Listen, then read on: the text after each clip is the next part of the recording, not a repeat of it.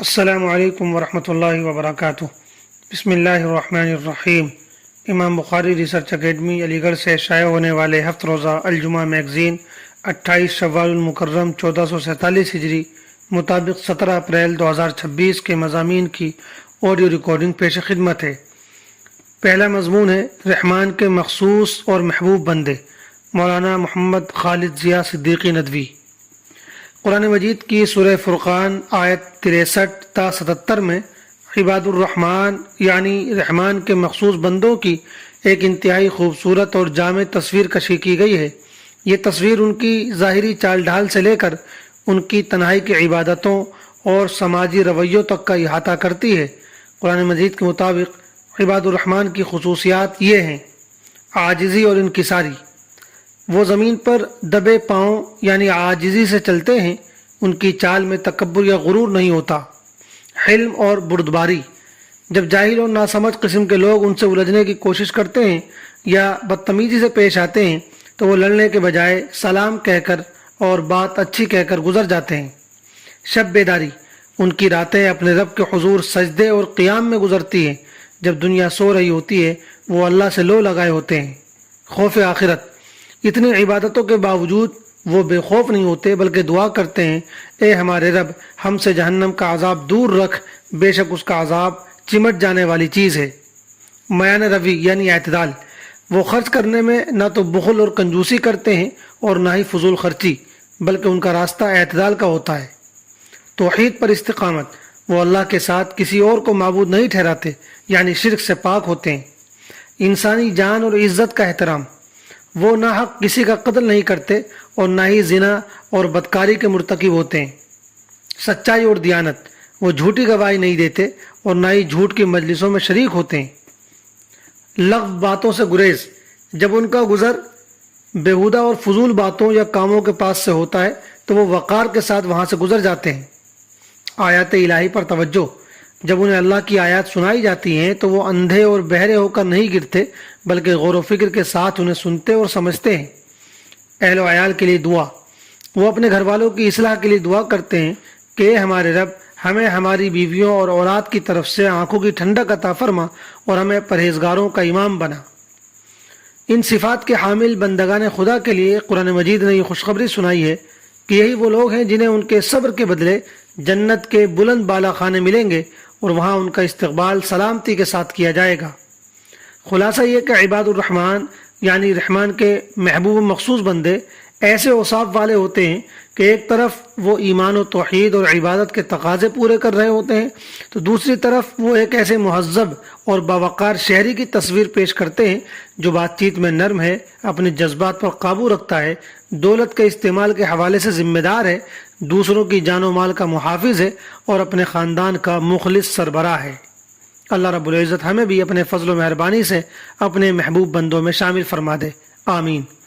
دوسرا مضمون ہے اللہ دیکھ رہا ہے، محمد فرید حبیب ندوی۔ انسانی زندگی کا ایک بڑا حصہ لوگوں کے ساتھ تعلقات سے جڑا ہوا ہے۔ ہر شخص یہاں کسی کا باپ ہے، کسی کا بیٹا ہے، کسی کا بھائی ہے، کسی کا شوہر ہے، کسی کا ملازم ہے، کسی کا باس ہے۔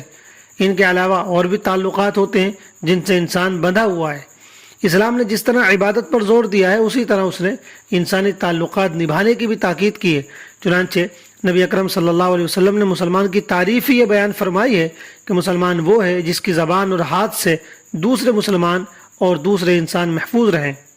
مگر ہوتا یہ ہے کہ انسان ان تعلقات میں اکثر ڈنڈی مارنے لگتا ہے اور لوگوں کے حقوق ادا کرنے سے پیچھے رہ جاتا ہے، بلکہ اس سے بھی آگے بڑھ کر وہ دوسروں کے ساتھ زیادتی شروع کر دیتا ہے، خاص طور سے جب اسے کچھ لوگوں پر کسی طرح کی برتری حاصل ہوتی ہے تو اس کا رویہ بسا اوقات ظالمانہ ہو جاتا ہے، کیونکہ اس کے ماتحت لوگ اس سے کمزور ہوتے ہیں اور اس کے سامنے مجبور ہوتے ہیں۔ یہی وجہ ہے کہ اسلام نے انسان کو ہمیشہ اللہ سے ڈرنے کی تاکید کی ہے، اور سچی بات یہ ہے کہ جب تک انسان کو اللہ کا خوف نہ ہو اور اسے یہ احساس نہ رہے کہ میں جو کچھ بھی کر رہا ہوں اللہ اسے دیکھ رہا ہے تو پھر اسے ظلم و زیادتی سے روکنے والی کوئی چیز نہیں۔ جب بھی اسے موقع ملے گا وہ دوسروں کے ساتھ زیادتی کر بیٹھے گا۔ بہت مرتبہ ایسا ہوتا ہے کہ دو لوگوں کے درمیان کا معاملہ ہوتا ہے اور کسی تیسرے انسان کو خبر بھی نہیں ہوتی، ان میں سے ایک دوسرے پر زیادتی کر رہا ہوتا ہے۔ ایسی صورت میں اگر اللہ کا ڈر نہ ہو تو پھر کون سی چیز روکنے والی ہے؟ خاص طور سے شوہر بیوی کے درمیان ایسی صورت زیادہ پائی جاتی ہے بلکہ کبھی ایسا بھی ہوتا ہے کہ جو غلط ہوتا ہے وہی خود کو لوگوں کے سامنے درست ثابت کر دیتا ہے۔ اس لیے یہ ڈر بہت ضروری ہے کہ اللہ دیکھ رہا ہے۔ بہت ممکن ہے کہ ہم خود کو دنیا کے سامنے صحیح ثابت کر دیں، لیکن اللہ سے چھپ کر کہیں نہیں جا سکتے۔ اگر ہم نے کسی کا نقصان کر دیا اور اسے پتہ بھی نہ چلا، ہم نے کسی کو کمزور سمجھ کر دبا لیا اور وہ بدلہ بھی نہ لے سکا، ہم نے کسی کا حق مار لیا اور وہ بیچارہ روتا رہ گیا، ہم نے کسی کو خوب گالیاں دے دیں اور وہ کوئی جواب نہ دے سکا، تو یہ نہ سمجھ لینا کہ ہم نے تیر مار لیا، بلکہ اللہ کی پکڑ سے ڈرتے رہنا اور خوب اچھی طرح سمجھ لینا کہ تم ساری دنیا کو دھوکہ دے سکتے ہو مگر اللہ کو نہیں دے سکتے۔ قرآن مجید نے لوگوں کے اندر یہی ڈر بٹھایا ہے تاکہ وہ ایک دوسرے پر زیادتی نہ کریں، نہ شوہر بیوی پر، نہ بیوی شوہر پر، نہ والدین اولاد پر، نہ اولاد والدین پر، نہ باس ملازمین پر اور نہ ملازمین اپنے باس پر، نہ پڑوسی دوسرے پڑوسیوں پر اور نہ رشتہ دار دوسرے رشتہ داروں پر۔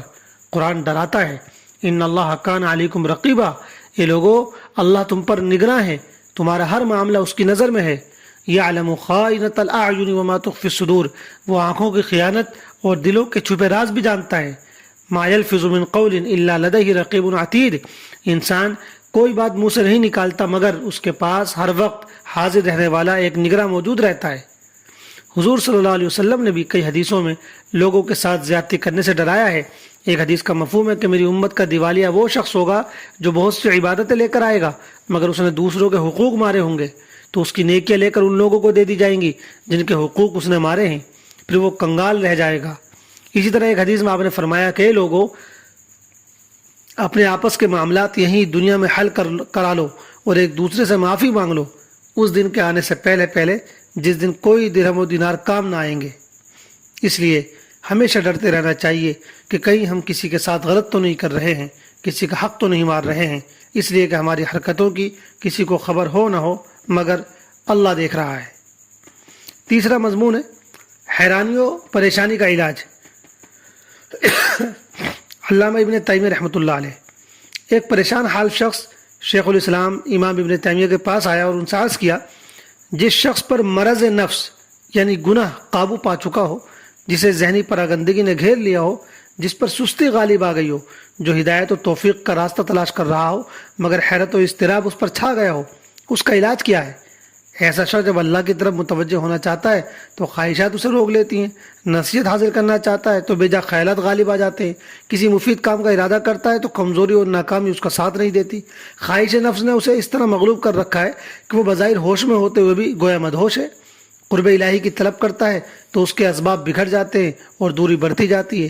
لوگوں سے کٹ کر شاید سکون یا بے نیازی حاصل کرنا چاہتا ہے مگر نتیجہ مزید بے قراری اور سستی کی صورت میں نکلتا ہے، بس ایک بے بسی کی سی کیفیت ہے۔ اس کے جواب میں امام ابن تیمیہ نے فرمایا، اس کا اصل علاج یہ ہے کہ وہ سچے دل کے ساتھ اللہ کی طرف رجوع کرے، اس کے حضور عاجزی اور گریہ وزاری کو لازم پکڑے اور مسنون دعاؤں کا اہتمام کرے، خاص طور پر ان اوقات میں دعا کا اہتمام کرے جہاں قبولیت کی امید زیادہ ہوتی ہے، جیسے رات کا آخری حصہ، اذان اور اقامت کے درمیان، سجدے کی حالت میں اور نماز کے بعد۔ اس کے ساتھ ساتھ استغفار کو لازم کر لے، کیونکہ جو شخص اخلاص کے ساتھ استغفار اور توبہ کرتا ہے اللہ تعالیٰ اسے ایک معین مدت تک بہترین زندگی عطا فرماتا ہے۔ اپنے لیے صبح و شام اور سونے کے وقت کے مسنون اذکار کا اہتمام کرے، اور اس دوران اگر کوئی رکاوٹ آئے اور ان اذکار و استغفار میں دل نہ لگے تو صبر و ہمت سے کام لے۔ اگر وہ ثابت قدم رہا تو زیادہ وقت نہیں گزرے گا کہ اللہ تعالیٰ اس کی مدد فرمائے گا اور اس کے دل میں ایمان کو راسخ کر دے گا۔ پانچوں نمازوں کو ظاہر و باطن کے ساتھ مکمل اہتمام سے ادا کرے، کیونکہ یہی دین کا ستون ہے۔ اپنی زبان کو خاص طور پر اس ذکر کا عادی بنائے، لا حول ولا قوت الا باللہ العلی العظیم، کیونکہ اسی کے ذریعے انسان بوجھ اٹھاتا ہے، مشکلات کا مقابلہ کرتا ہے اور بلند درجات حاصل کرتا ہے۔ دعا سے کبھی نہ اکتا جائے اور جلد بازی نہ کرے کہ میں نے دعا کی مگر قبول نہ ہوئی، کیونکہ بندے کی دعا اس وقت تک قبول ہوتی رہتی ہے جب تک وہ جلدی نہ کرے۔ یہ بات بھی ذہن میں رکھے کہ مدد صبر کے ساتھ آتی ہے، کشادگی تنگی کے ساتھ ہوتی ہے اور ہر مشکل کے ساتھ آسانی ہے، اور یہ ایک اٹل حقیقت ہے کہ عظیم خیر کسی کو بھی، چاہے وہ نبی ہو یا اس سے کم درجے کا کوئی شخص، صبر کے بغیر حاصل نہیں ہوئی۔ واللہ عالم۔ آخری مضمون ہے مسائل۔ کیا ایک ہی سورت کو 2 رکعتوں میں پڑھ سکتا ہے؟ اگر کسی شخص کو صرف ایک ہی سورت یاد ہو تو دونوں رکعتوں میں اسے مکرر پڑھنے میں کوئی حرج نہیں، لیکن اگر اور صورتیں بھی یاد ہوں تو فرض نماز میں قصدت 2 رکعت میں ایک صورت کا تکرار کے ساتھ پڑھنا مکروہ ہے۔ اگر بھولے سے اس طرح کر لیا تو مکروہ نہیں ہے، البتہ نوافل میں اس کی مطلقاً گنجائش ہے۔ والسلام علیکم ورحمۃ اللہ وبرکاتہ۔